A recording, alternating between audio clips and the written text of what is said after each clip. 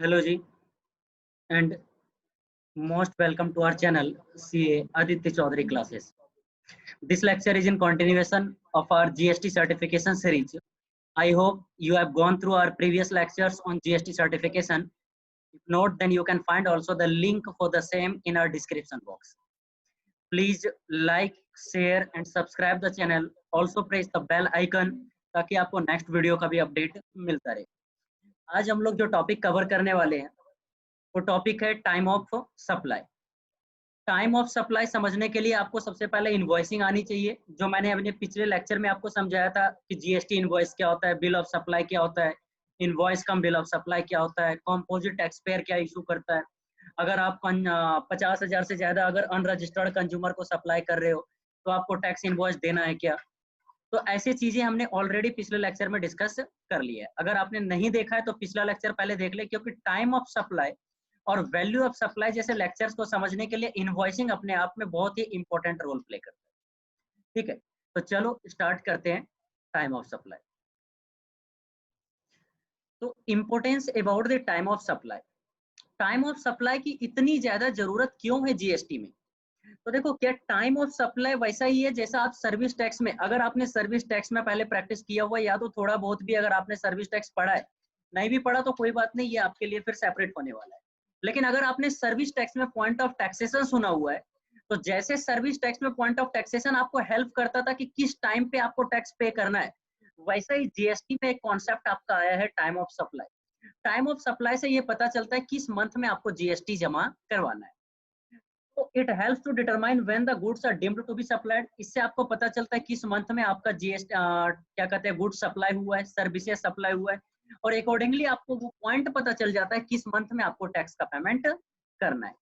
तो time of supply आपको पता है अब क्यों जरूरी है. तो टाइम ऑफ सप्लाई समझने के लिए आपको सबसे पहले ये समझना, time of supply for goods different होता है, time of supply for services different होता है. फर्दर अगर मैं आपको बताऊं तो time of supply for goods को आपको तीन हिस्सों में समझना पड़ेगा. Time of supply for goods in general cases, in reverse charge cases और इन केसेस ऑफ वाउचर. तो आपको तीन केसेस समझना है. Time of supply for goods in general case अगर मैं बताऊं तो टाइम ऑफ सप्लाई क्या होता है, which is earlier of the following two. इन दोनों चीजों में, ये जो दो डेट आपको बता रहा हूं, इन दोनों डेट में जो भी जल्दी होगा वही आपका टाइम ऑफ सप्लाई है. जो भी date of issuing the invoice और डेट ऑफ पेमेंट.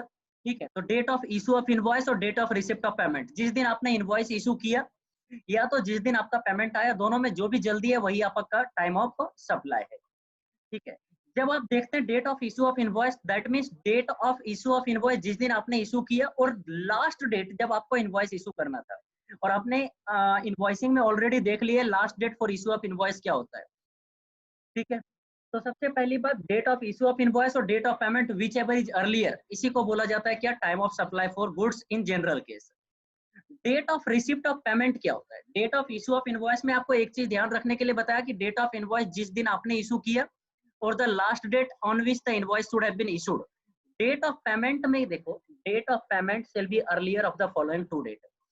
जिस दिन आपने अपने बुक्स में एंटर कर लिया पेमेंट को, मतलब पार्टी को क्रेडिट कर दिया, ठीक है, और the date on which payment is credited in his bank account, या तो आपके बैंक अकाउंट में पेमेंट आ गया.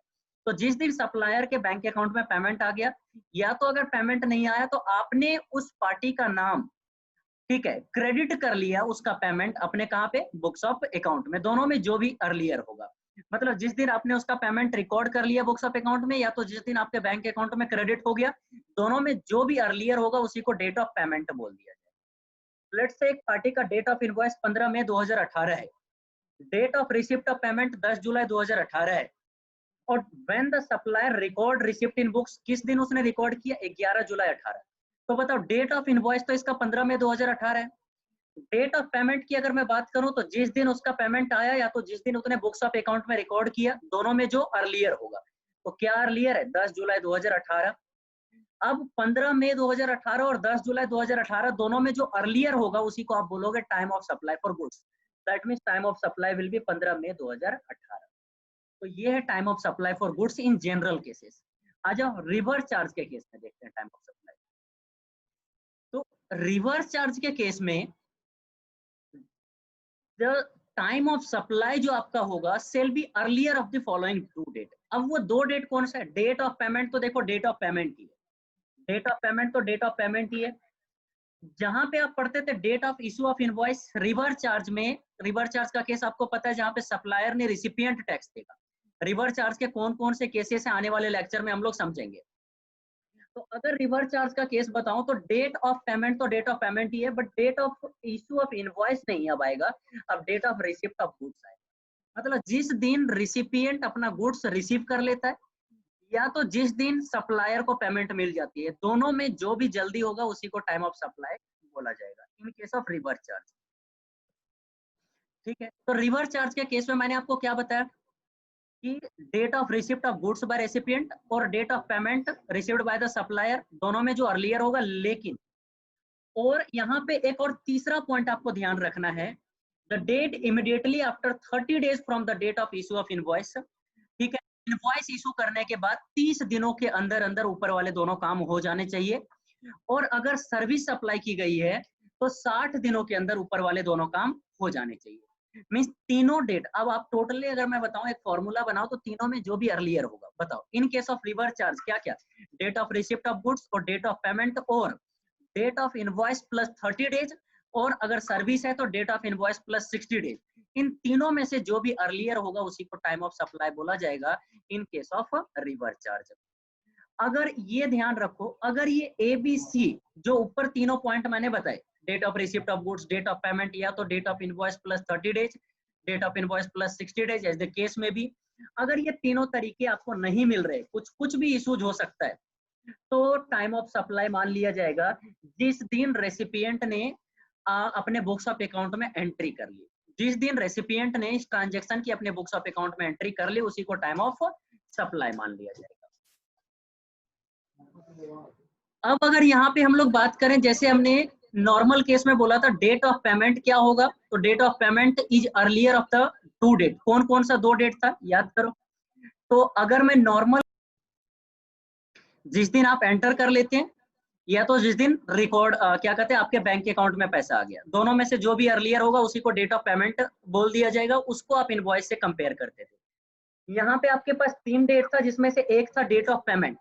यहाँ पे भी डेट ऑफ पेमेंट को लेकर कुछ कंडीशन है। Date of payment shall be earlier of, जिस दिन आपके बैंक अकाउंट में पेमेंट क्या कहता है, date on which recipient enter, सबसे पहले तो ये लिख लो जिस दिन आपने एंटर कर लिया अपने बुक्स ऑफ अकाउंट में। किसने एंटर कर लिया? रेसिपिएंट ने। The date on which recipient enter the payment in his books, books of account में रेसिपिएंट ने लिख दिया कि मैंने पैसे दिए हैं, या तो जिस दिन उसके बैंक अकाउंट से डेबिट हो गया। तो नॉर्मल वाले केस में सप्लायर को टारगेट किया जा रहा था डेट ऑफ पेमेंट देखने के लिए, लेकिन यहाँ पे किसको टारगेट किया जा रहा है डेट ऑफ पेमेंट देखने के लिए? रेसिपिएंट को टारगेट किया जा रहा है। ऑब्वियसली रेसिपिएंट ही जब टैक्स दे रहा है तो उसी को ही टारगेट करना चाहिए। तो जिस दिन उसके अकाउंट से डेबिट हुआ है बैंक स्टेटमेंट से, या तो जिस दिन उसने बुक्स ऑफ अकाउंट में डेबिट दिखाया है, दोनों में से जो भी अर्लियर होगा।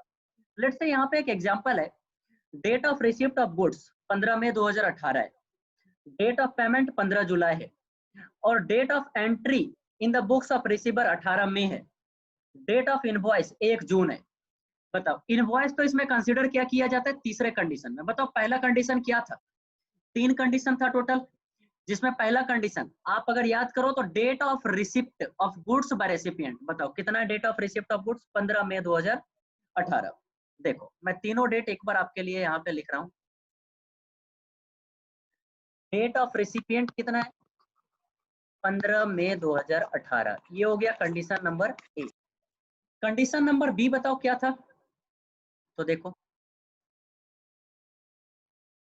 जिस दिन आपका डेट ऑफ पेमेंट है, डेट ऑफ पेमेंट फर्दर अगर मैं बताऊं डेट ऑफ पेमेंट के बारे में, तो दूसरा कंडीशन अगर मैं बात करूं डेट ऑफ पेमेंट, तो इसमें भी कंडीशन था जिस दिन आपने बुक्स ऑफ अकाउंट में डेबिट करने की एंट्री कर दी, या तो जिस दिन आपके बैंक से पैसा डेबिट हो गया। रिसिपिएंट के बुक्स में ये दोनों चीजें देखी जा रही है। इन दोनों में जो अर्लियर होगा, इन दोनों में जो भी अर्लियर होगा इसी को डेट ऑफ पेमेंट बोला जाएगा। देखो क्या ये दोनों डेट दिया है या डायरेक्ट डेट ऑफ पेमेंट दे रखा है यहाँ पे? तो डायरेक्ट यहाँ पे आपको डेट ऑफ पेमेंट है 15 जुलाई 2018। एक्चुअल लाइफ में आपको कंपेयर करना पड़ेगा अगर वहां पे हुआ तो लो 15 जुलाई 2018। और तीसरा कंडीशन होता है जिस दिन आपका डेट ऑफ इनवॉइस है वहां से 30 डेज, और अगर आप सर्विस सप्लाई कर रहे हैं तो 60 डेज। देखो आपका डेट ऑफ इनवॉइस क्या है, तो आपका डेट ऑफ इनवॉइस है 1 जून 2018, और यहाँ बात हो रही है गुड्स की, तो 30, तो 30 बताओ, 30 इसमें ऐड करोगे, 1 जून में 30 दिन और ऐड कर दो, बताओ क्या आ गया ये, 1 जुलाई आ गया। अब इन तीनों में से कंपेयर करो, 1 जुलाई, 15 जुलाई, 15 मई, तो आपका क्या आ गया टाइम ऑफ सप्लाई, 15 मई 2018, तो आपका हो गया 15 मई 2018। ठीक है, अब आता है तीसरा, मैंने बोला था कि आपको टाइम ऑफ सप्लाई समझने के लिए एक तो जनरल केस, एक रिवर्स चार्ज वाला केस। अब आ जाओ स्पेशल केस ऑफ वाउचर।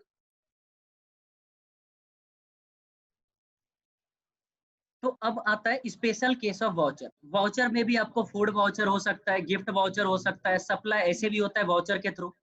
तो अगर मैं वाउचर की बात करूं, ठीक है, लेट से आपको अगर एक फूड वाउचर दिया गया तो आप उसको कभी भी रिडीम करवा सकते हैं।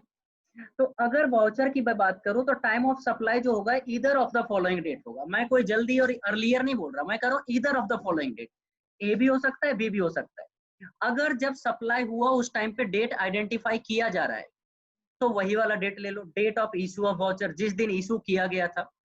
If the supply can be identified at that time, अगर आइडेंटिफाई किया जा रहा है, और नहीं तो जिस दिन आप रिडेम्पशन करवाओगे उस दिन का डेट ले लो, date of redemption in all other cases. अच्छा, आपने जो भी अभी तक पढ़ा, अगर इन तरीकों से डेट टाइम ऑफ सप्लाई आपका नहीं निकल पा रहा गुड्स का, तो आपका टाइम ऑफ सप्लाई होगा either of the following two date. जिस दिन आपका पीरियोडिकल रिटर्न फाइल किया जा रहा है, the date on which a periodical return has to be filed, मतलब मान लो ऑफिसर वगैरह, जनरली इस क्लॉज को ऑफिसर यूज करेंगे कहीं ना कहीं, कि अगर आपका टाइम ऑफ सप्लाई अगर डिटरमाइनेबल नहीं है कि कब सप्लाई करना, मतलब कुछ भी पता नहीं चल रहा है, तो जिस दिन आपने जीएसटी का पेमेंट किया है या तो जिस दिन आपने जीएसटी का रिटर्न फाइल किया, वही आपका टाइम ऑफ सप्लाई है। तो हमने time of supply for goods देखा in the normal case, in the case of reverse charge, और in the case of voucher. अब आता है time of supply for services. तो इसमें भी time of supply for service में भी अपने पास 3 केसेस हैं, एक होता है जनरल केस, एक है रिवर्स चार्ज का केस। तो अगर हम लोग बात करें जनरल केस में, तो जनरल केस में सॉर्टेड है डेट ऑफ इनवॉइस और date of payment whichever is earlier. लेकिन ध्यान रहे आपका डेट ऑफ इनवॉइस में ध्यान रखना, date of invoice means actual date of invoice but subject to last date on which invoice should have been issued.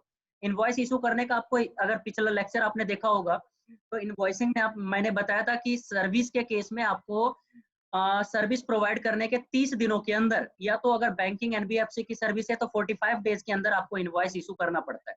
तो अगर आपने उस टाइम लिमिट के अंदर इनवॉइस नहीं इशू किया तो लास्ट डेट को ही आपका डेट ऑफ इनवॉइस माना जाएगा। तो डेट ऑफ इनवॉइस और date of payment whichever is earlier. ठीक है, उसके बाद नेक्स्ट आ जाओ रिवर्स चार्ज के केस में। अगर मैं बताऊं तो सिंपल, जिस दिन डेट ऑफ पेमेंट आपका है, डेट ऑफ पेमेंट और डेट इमीडिएटली आफ्टर 60 डेज, अभी अभी हमने डिस्कस किया था date of invoice plus 60 days.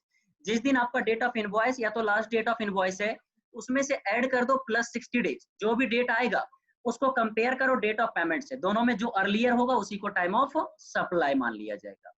और फिर से मैं बोलूंगा कि अगर इन रूल से आपका time of supply for service determinable नहीं है तो डेट और सिंपल, तो आप क्या करोगे, तो सिंपली जिस दिन आपका रिटर्न फाइल हो रहा होगा या तो जीएसटी का पेमेंट हो रहा होगा। अच्छा, सर्विस के केस में भी डेट ऑफ पेमेंट, वहां जैसे पहले भी केसेस में बताया था डेट ऑफ पेमेंट का मतलब क्या है, यहाँ पे भी कुछ ऐसा है। डेट ऑफ पेमेंट मतलब जिस दिन रेसिपिएंट ने अपने बुक्स ऑफ अकाउंट में उसको एंटर किया, या तो जिस दिन उसके बैंक अकाउंट से डेबिट हो गया। ऑब्वियसली रिवर्स चार्ज में रेसिपिएंट को टारगेट करते हैं और नॉर्मल केस में सप्लायर को टारगेट करते हैं। ठीक है, तो ये था अपना time of supply in case of goods. Goods के केस में 3 cases, in normal case, reverse charge case, और इन केस ऑफ वाउचर। और इन केस ऑफ सर्विसेज, सर्विसेज में भी अपना 2 केस, नॉर्मल केस और रिवर्स चार्ज। ठीक है, तो आप इस चैनल को प्लीज सब्सक्राइब करके रखें, बेल आइकन प्रेस कर लें ताकि नेक्स्ट अपडेट आपको मिल जाए। अपने को अपडेट रखने के लिए इस चैनल से जुड़ा रहना बहुत जरूरी है। कोई भी डाउट हो आप कमेंट कर सकते हैं। ठीक है, एंड जितना इसको हो सके अपने कम्युनिटी में, अपने ग्रुप में प्लीज इसको ज्यादा से ज्यादा शेयर करें, ताकि एक यही है जिससे आप चैनल को सपोर्ट कर सकते हो और मैं नए नए लेक्चर्स आपके लिए लाता रहूंगा। तब तक के लिए जय हिंद दोस्तों।